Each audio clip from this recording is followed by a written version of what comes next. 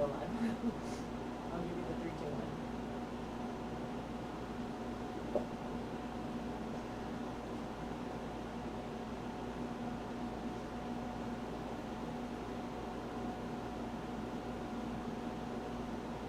Hey, we're talking about Alien Romulus. Up next on Geek Out SA. Do not attempt to adjust your YouTube video. We control the stream.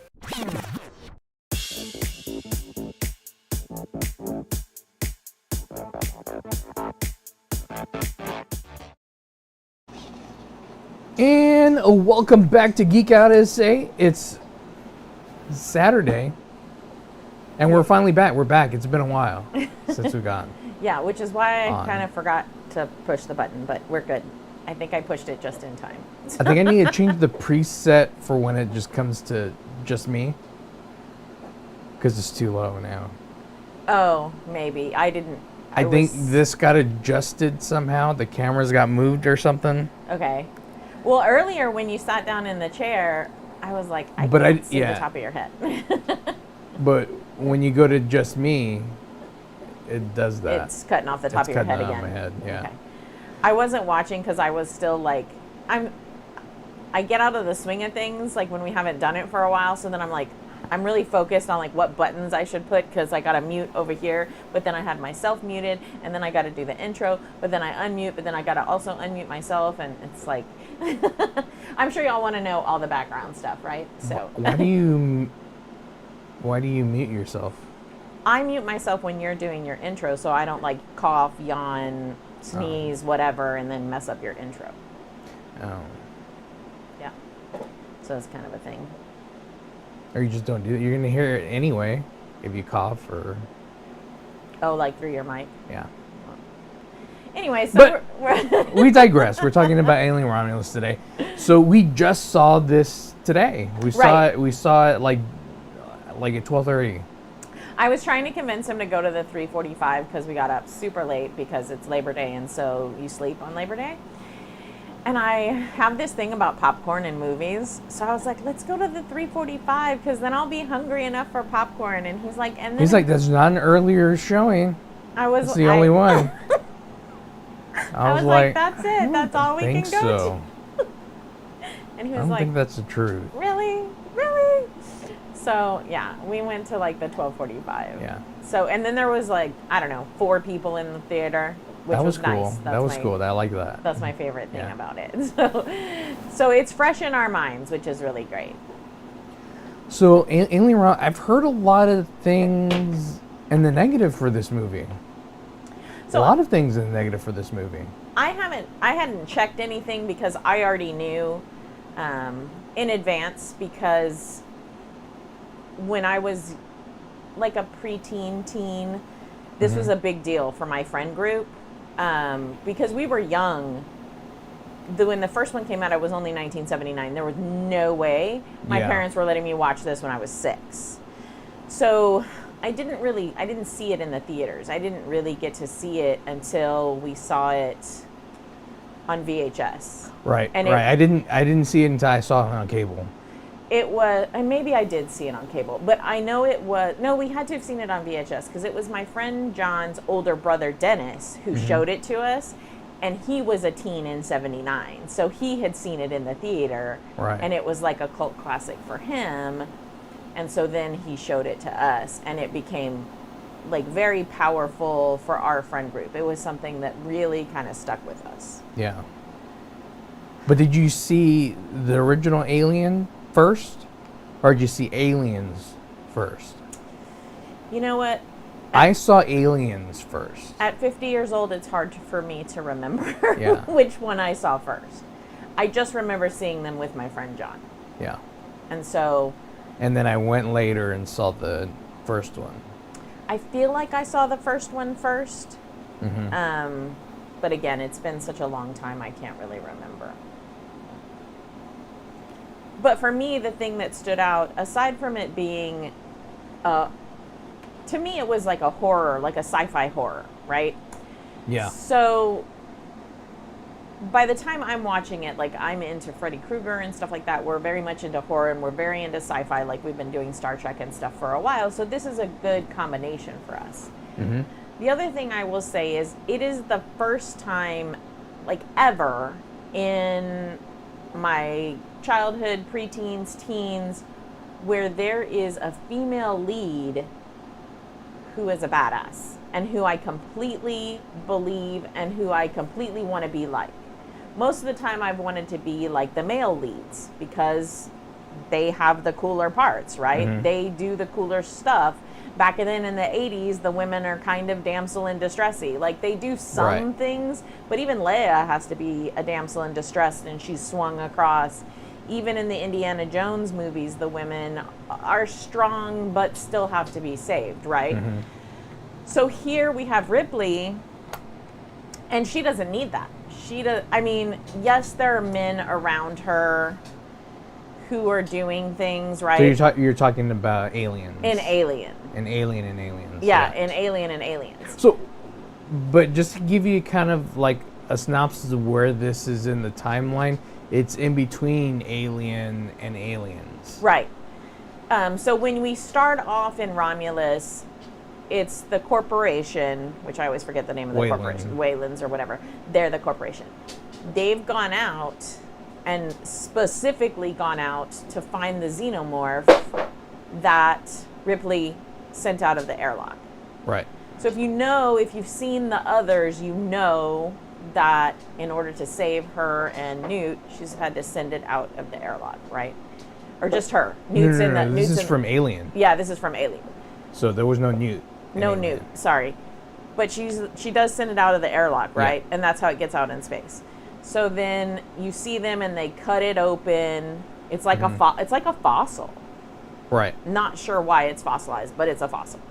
They cut it open it up, and they show them kind of wheeling something out, and you know what it is, but then they show you the top of the fossil that they've kind of flipped up, and you see that, that giant curved head or whatever. Yeah. So you know they're in trouble as soon as it opens up. And then you find out later that it is the one that Ripley shot out. Right. That they specifically went looking for. Mm-hmm. So I thought that was a really good tie-in. That Right. we got, now we are connecting this group of people who don't know Ripley or anything about any of that, but we have that connection to her through this xenomorph to them. Mm-hmm. And what I really liked about this, that they stayed true to the technology of the original two movies. So they had cathode ray tube, just like TV monitors as displays, which they did the same thing here, which they didn't like change it like they did for like I think we first saw in an Enterprise. Yeah. They had that, and then they have like physical push buttons that you have to like touch on there. Well, and that was what I liked that really kind of confused me about Prometheus and Covenant is I liked this continuity of them having that old 80s style tech and the buttons and everything, whereas Prometheus and Covenant are supposed to be precursors by quite a lot of time to these, and they have like the fanciest, what we would think modern day of futuristic tech. But there's kind of a reason for that, though. When you're looking at the first two, and you're looking at this one, and then you look at Prometheus and Covenant. Prometheus and Covenant were directly funded by Wayland, by him. So he had the best. He's gonna have the best technology because he's there with them. He's funding that. He has a lot of money. These guys are just workers. Workers trying to get out of a bad situation. Right. They're just like blue collar. I guess because so the company isn't.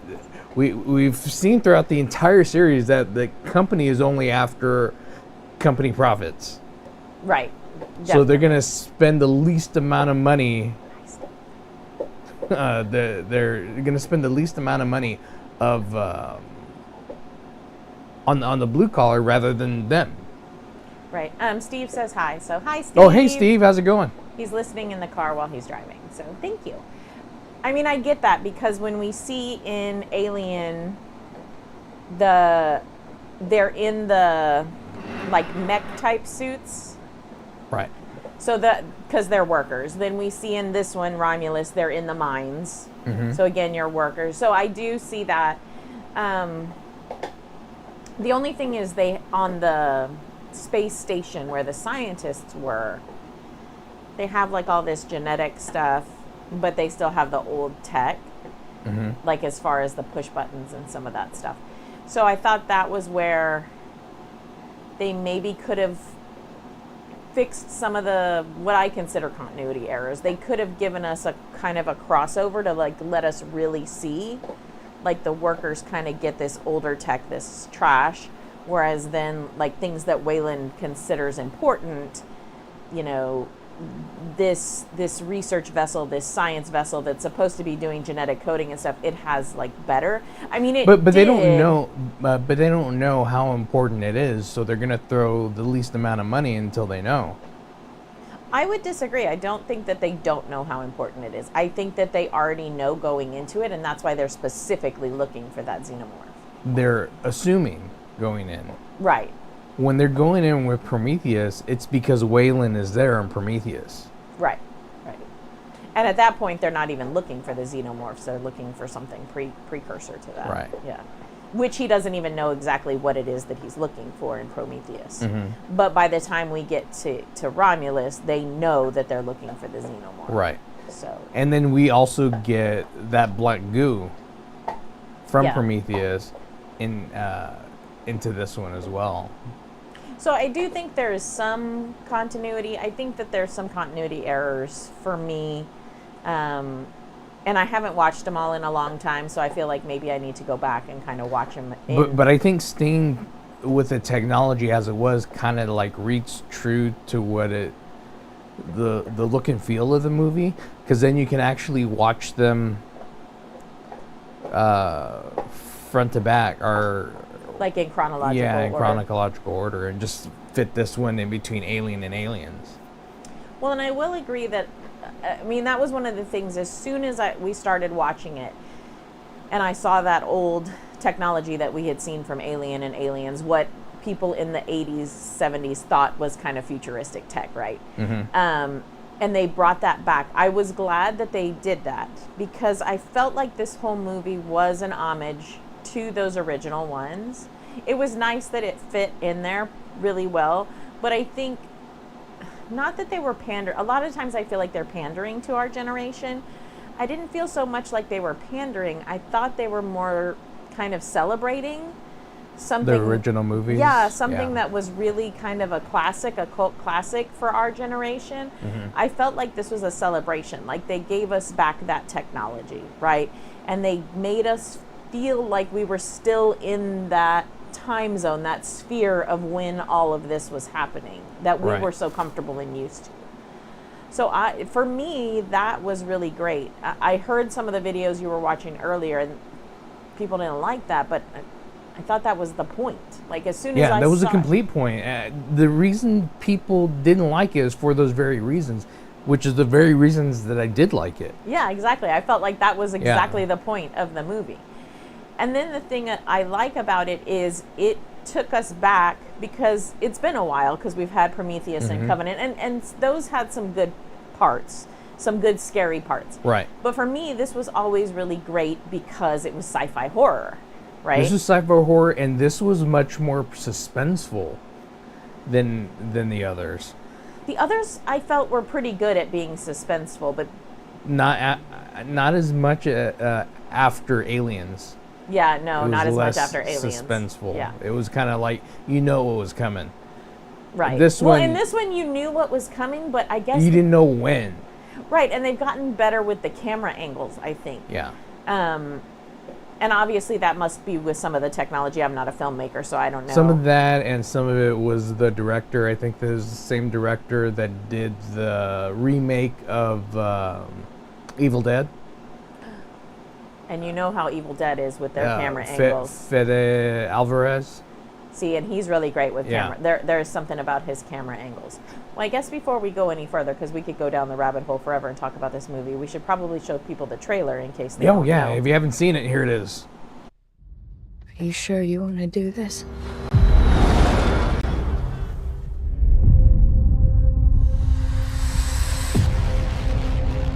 There she is. You want to break in and steal highly regulated equipment. This could be our only ticket out of here.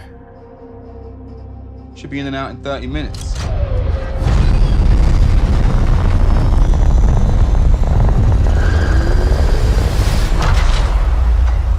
Welcome to the Romulus space station.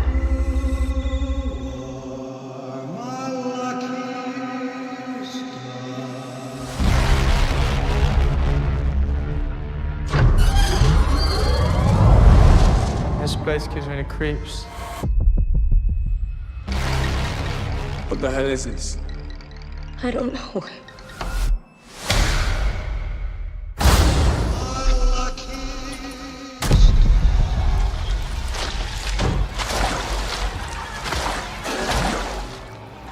What the fuck was that?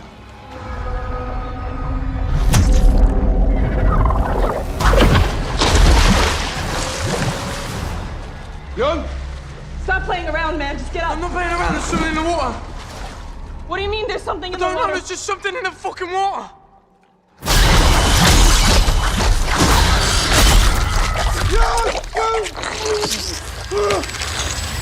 Run.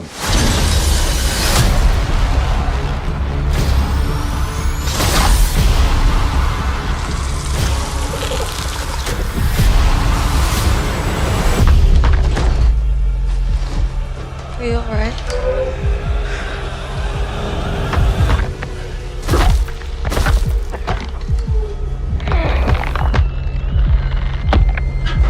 Navarro! Navarro! I don't know what to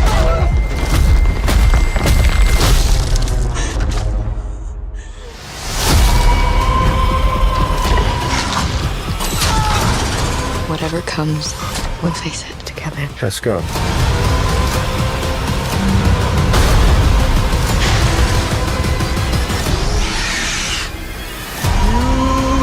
Impact event in 5, 4, 3, 2, 1.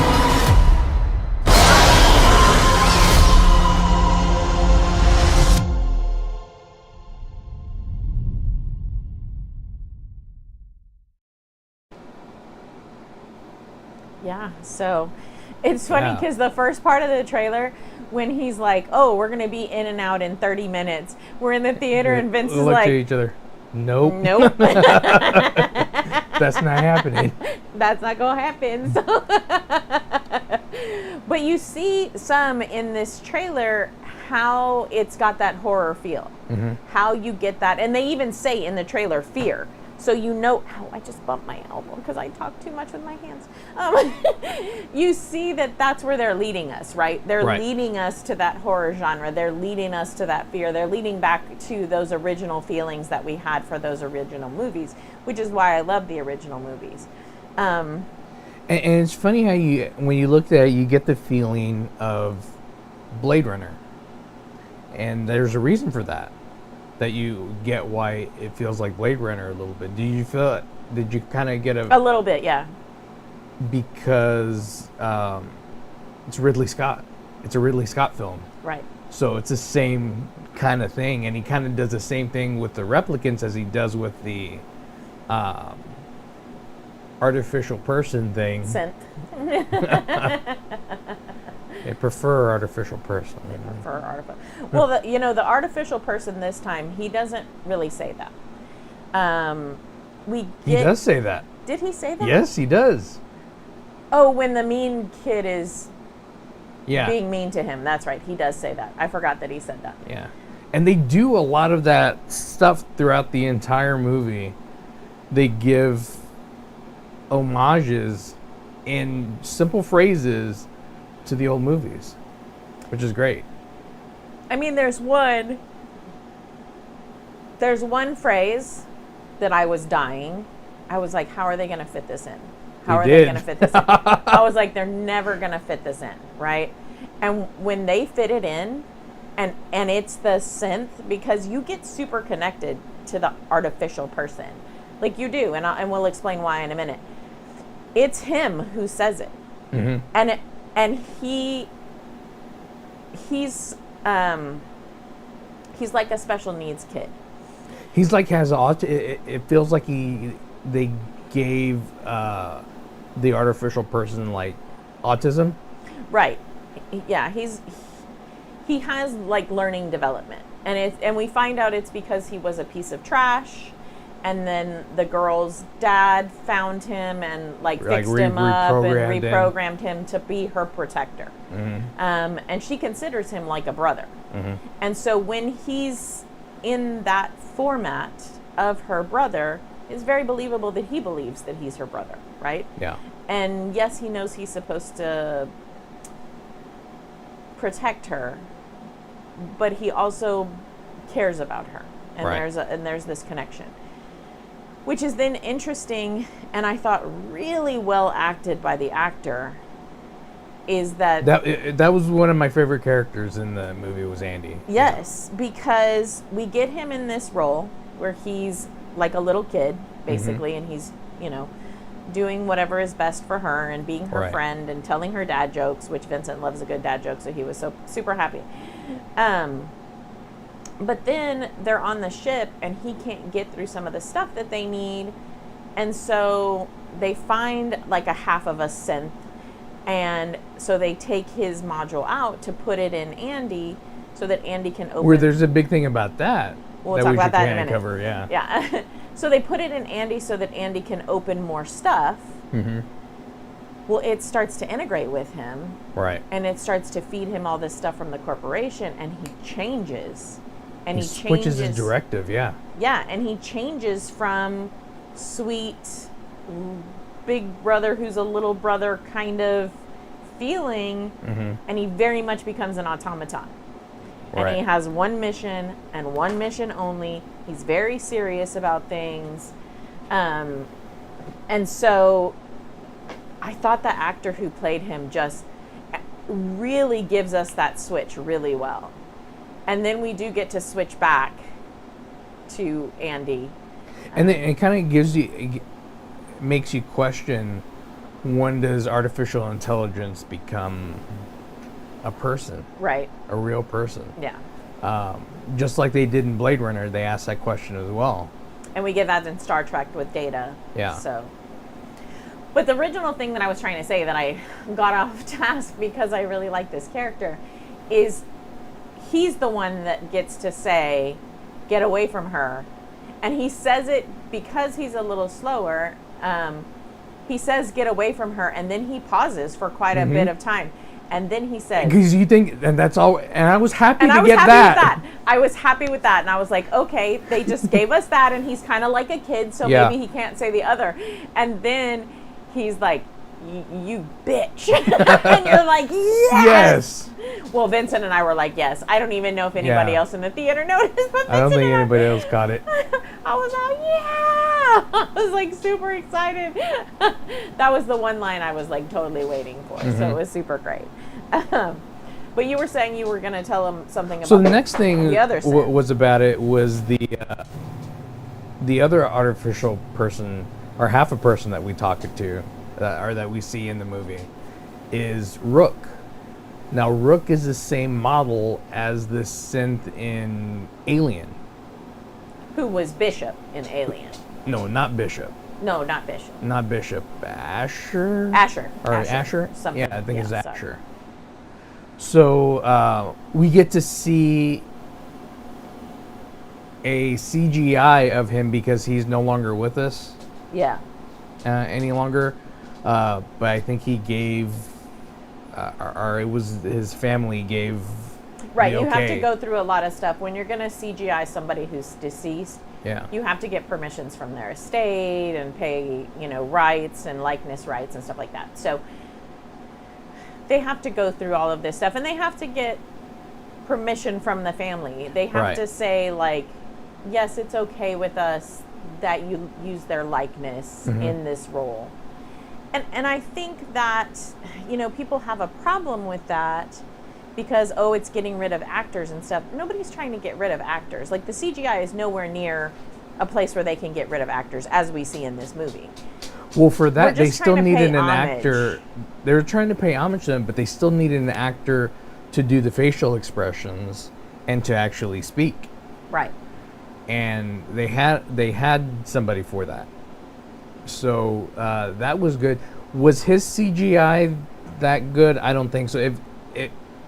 If it was a little darker when he was around, they might have been able to pull it off. But it was too bright where it was, and it made it look fake. Well, and he was melted from the alien acid. So I felt like maybe if they had given us some more, like maybe a little on his face or something, like a little bit more to make him look a little rougher. It was like they tried to do that to kind of rough him up a little bit, but they weren't quite there. And so it was I don't think too they really bright. got it on the face. Yeah, they didn't really get it for us. So they tried.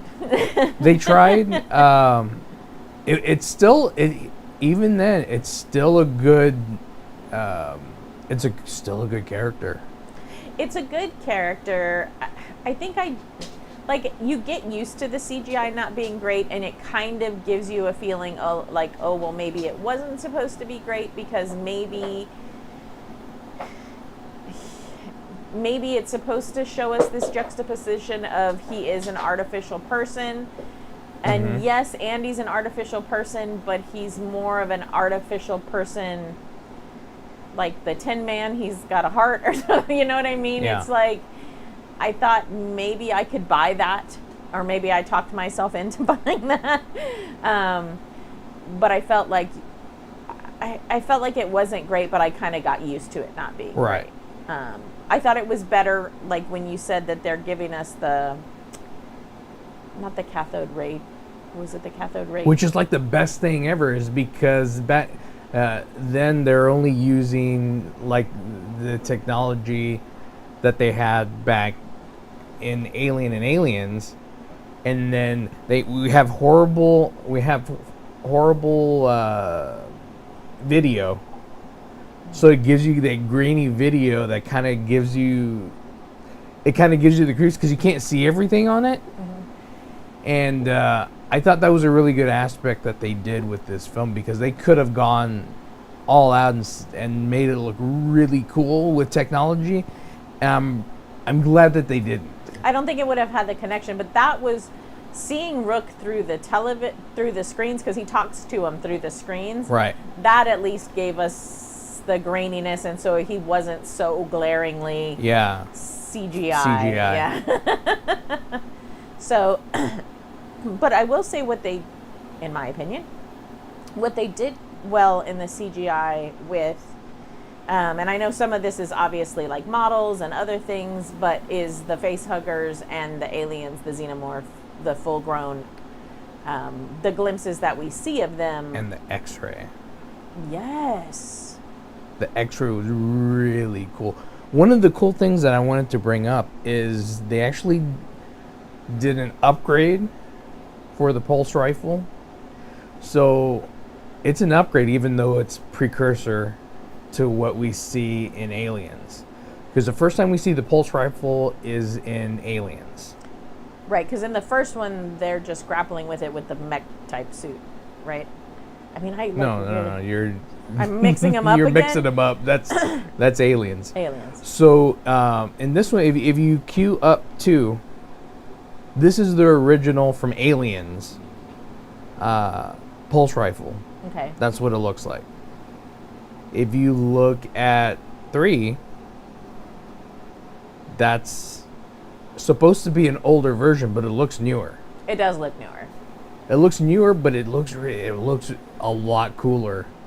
I like the look of this one compared to what's supposed to be the newer version. Well, and I would say of all the things that they didn't upgrade, I think this is one of the things that they did upgrade, right? Yeah. They gave us a better weapon. Mm-hmm. This weapon is definitely better than anything we've seen in the movies before. And this is the M4 This is the M41A, or M41. The one in Alien's M41A. So. See, and you notice all these details. I forget. I don't know all that. Well, I just research it. Oh, did you? Yeah. I was like, I don't know. It's a really cool gun, and it's got like a kind of bump stock that like locks into you. Yeah, and Yeah. that was really cool, which we hadn't seen that before. Yeah, no, and it auto, like all you have to do is like use the thing, and it auto turns and like shoots the crap out of everything. So, I mean, those were good features.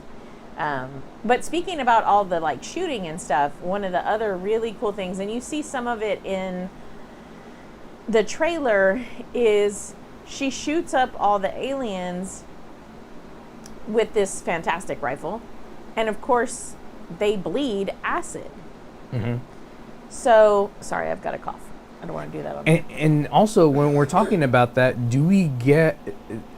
was there a better rifle back then because Whalen wanted to give a little more money to research stuff, so they got a better rifle? And if you give the worst one to Marines, Yeah. just because they're Marines, they should know how to shoot. Right, and we don't know, like they don't know the Marines are going to encounter all of this stuff, right? Right. So why do they need this? They know for a fact that the scientists are going to encounter this stuff because they're specifically going out there to encounter this stuff. So I can see that as a connection as well. Like, again, we can see it because we want to. But that was another really good scene, is they realized that in order to fight them on their turf, because they are on their turf, they need to go to anti-gravity, which the station's been cycling between anti-gravity and gravity for a while, so not sure how believable that is, but we're going to go with it, right? It's pretty good. But I like that kind of thing that I wasn't expecting to happen. Right. No, I liked it. It just was like a hair off. You're like, okay, I'll take it because I liked it. Gravity just doesn't turn off like that. Well, and they were used to it. God, I keep hitting my elbow on the desk. Supposedly you would think the aliens were used to it because they've been living in this space station for a really long time, and the gravity cycler was broken when they first got on there, when the humans got on there, and they're the ones that turned it back on and fixed it. So the aliens would have been used to the gravity cycler cycling. Gravity on, gravity off, gravity on. But no, they weren't. No? No. They were all face huggers. Frozen. They were all in cryo. No, but the full-grown aliens that were there, because there's like a dozen of them, they had to have already been there because they've already created all that in the tunnel and everything. It wasn't just the facehuggers. There's no way that dozen aliens came from the one facehugger that exploded out. That's not how their species works. No, but there was a bunch of facehuggers and there were still bodies in there in the cocoons. They grow really fast. No, I know they grow really fast. So is that what we're supposed to believe? See, my belief when I'm watching it is that they've been on the station the grown ones have been on the station for a while. And you're saying no, it was just the face huggers, and then they went and got to the bodies that had been preserved on there, and they all came because out of if they were that fully grown, they would have been dead as soon as they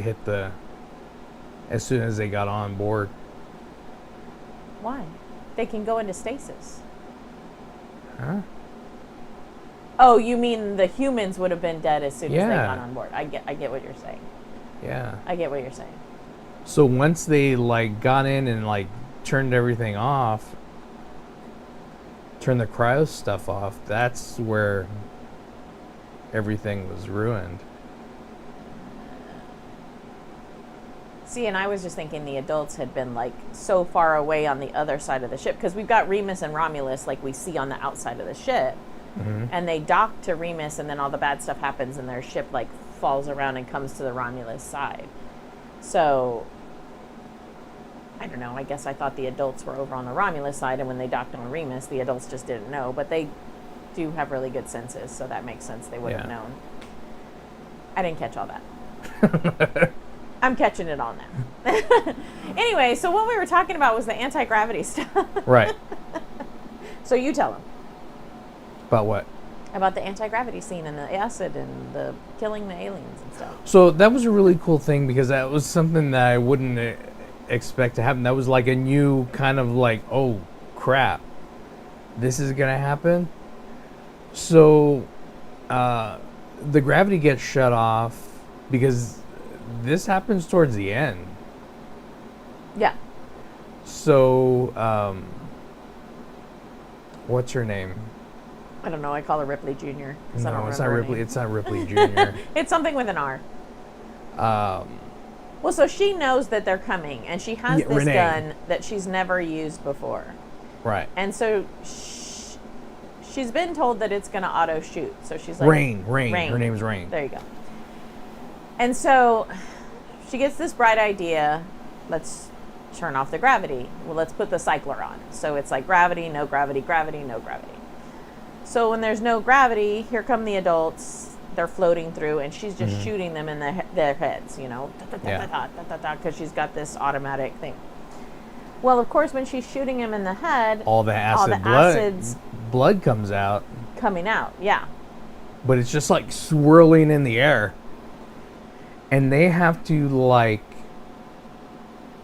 float through that stuff without getting touched, which was crazy. And then we start getting the beep, beep, beep, beep, beep, that the gravity's getting ready to come back on. And they're like kind of floating in a place where there's a big chunk of it. And you're like, that's it. Gravity's going to come on.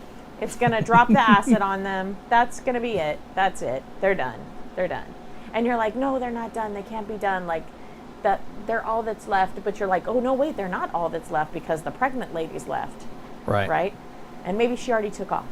Right? Because you're not sure. They kind of keep you in suspense. Yeah, because she could be gone already. She could be totally gone. She could be completely gone. So you think, oh, well, maybe this is how they die. I mean, like a cool ending, you know. Or, you know, maybe just Andy gets away, Yeah. you know. And then what, you know, where are they going to take this? Like, is Andy going to try to fly? Is it like, what's going to happen, you know? So it was a suspenseful enough, like, you're pretty sure they're going to make it, but it was suspenseful enough that you felt like kind of in your seat. You're like, Yeah. oh, what's going to happen? I felt like somebody was going. Yeah. Yeah. I thought, well, maybe it's going to be Andy and Rain's going to have to go on by herself or whatever. Yeah. So I was really surprised that they both made it. So I thought that they just did that kind of stuff really well. Like, obviously, going in, there's the room full of face huggers. They've changed the temperature signature of the room so that they can get through quietly. You know something's going to happen. Yeah. You don't not know something's going to happen. You know something's going to happen. But when it happens, it's still really great. Mm-hmm. It's still fantastic that it happens. So I really liked all of those aspects of the film. Yeah. Really kept me on my feet, like just scared me enough. I jumped a few times. There were a few jump scares in there. Yeah, I had one. Yeah. I had one. And there was one where we were just kind of like holding on to each other, just like, Oh, it's gonna happen. it's gonna happen. and that's what I've missed in like scary movies, is that suspense. Yeah, I haven't been really impressed with scary movies in a while, so this really gave Yeah. me that thrill that I've been looking for. Because it wasn't just the gore. Right, no. It was the suspense. It was the suspense, and that was when we go back to what we were talking about earlier. It's those camera angles. Mm-hmm. So when you're getting the camera angles, it's like you are Rain, you are Andy, Mm-hmm. you are the other characters, right? Who nobody cares because we knew that they were alien fodder to begin with. But you are them, and you're looking over your shoulder, and the face huggers are coming, and you're looking up, and there's the alien, the grown alien and stuff. And so we're getting these angles from the camera that you feel like you're in those positions, and you get Yeah. just enough glimpse because you're running, you're fighting, you're hiding. Like, we get a glimpse of all of the creatures, but it's from the perspective of we're trying to get away from them. Right. So I really thought that they did that extremely well. Yeah. And that was what made the movie, like, I thought this movie was fantastic. Yeah. I really Yeah. loved it. If you haven't seen it, definitely go see it. Like, yeah, you won't be again. you It's won't be awesome. sad that you saw it. I will say there's one more horror element that we are gonna have to watch a Disney movie or something tonight so that I don't have nightmares from this. Is they do this genetic coding stuff, they get this non-Newtonian fluid, they turn it into something that they can put into humans because they want to evolve humans to be better workers for the Wayland Corporation, right? Well, it's a precursor of what happens with Ridley in Alien Resurrection. Yes. Yes. She becomes that hybrid that they've been wanting all along. Yes. Well, so you see some things in the lab, so you know that they should not be messing with this, right? You know in advance as the viewer, and so you know they're going to. So they've been led to believe that this just kind of gives humans like a way to fight diseases and more of kind of an internal life kind of moment, right? Right.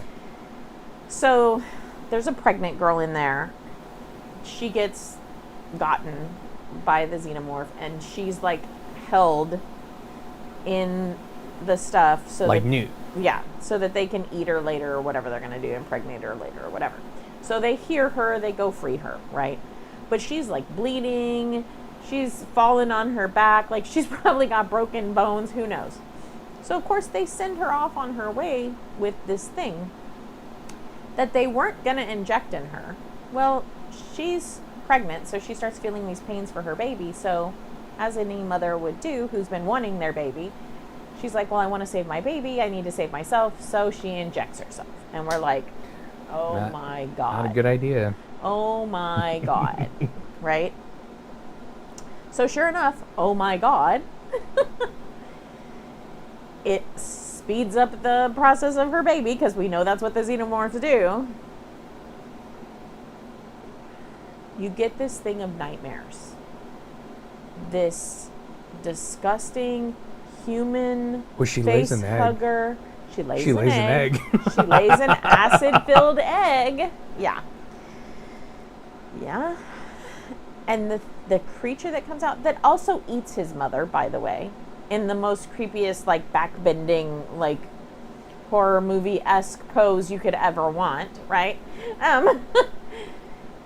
It's just really good. It's so bad it's good, right? It's so bad it's traumatizing. Like, I'm gonna have to watch a Disney movie tonight. Like, there's no way around it. Yeah, it was a really weird hybrid. Yeah, it gives you the ick. Like, it's so bad. It's like, and of course, then Rain has to fight it. Right, this is our final fight scene, right? So the other CGI thing that I thought they did really well is they're at an asteroid belt outside of the planet, and we get some really good collision with the asteroid belt. Yeah.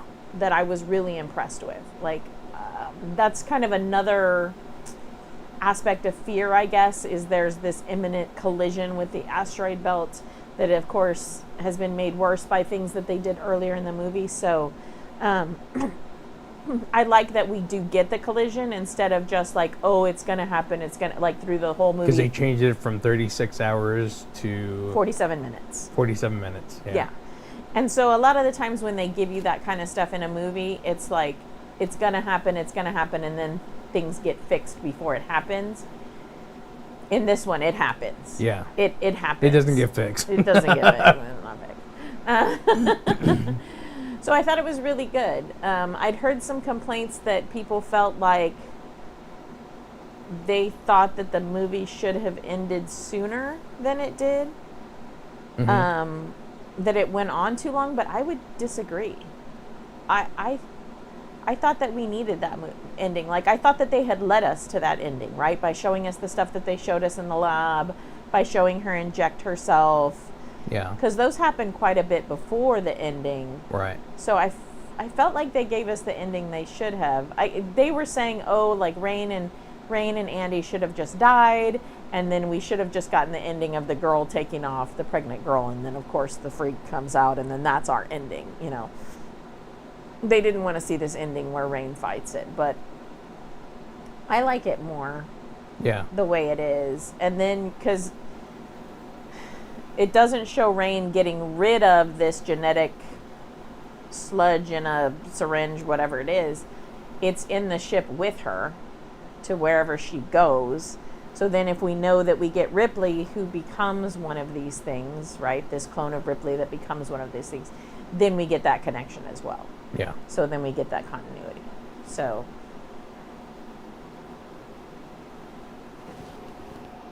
I think it's good enough to make a sequel for it. Maybe do another 2 movies on it. if we want to see like where it goes. I don't know how much money they've made, so that's always a, you know, a factor for things is how Yeah. much money have they made. And you may not know until it goes to streaming now these days. Yeah. Will it do as well as Deadpool and Wolverine? No. Nobody's ever going to do as well as Deadpool No. and Wolverine. If everybody had to give up after that movie, Yeah. they should give up because that's just nobody's going to make that. Like, that movie was completely epic. I thought this movie was really good. Mhm. Like, I thought this movie was really good. Is it Deadpool and Wolverine? No, of course not. It's a different thing. It's a different genre. It's its own thing. So, Yeah. yeah. And I was like, what kind of like it gave the homages that it needed to be a great movie. So I don't know. I really enjoyed it. If you haven't seen it, definitely go out and see it. If you haven't clicked on that subscribe button, please click on that subscribe button and hit the notification bell so the next time we go live, you know. But thanks for checking us out. I'm Vince. And I'm Colleen. Geek out essay.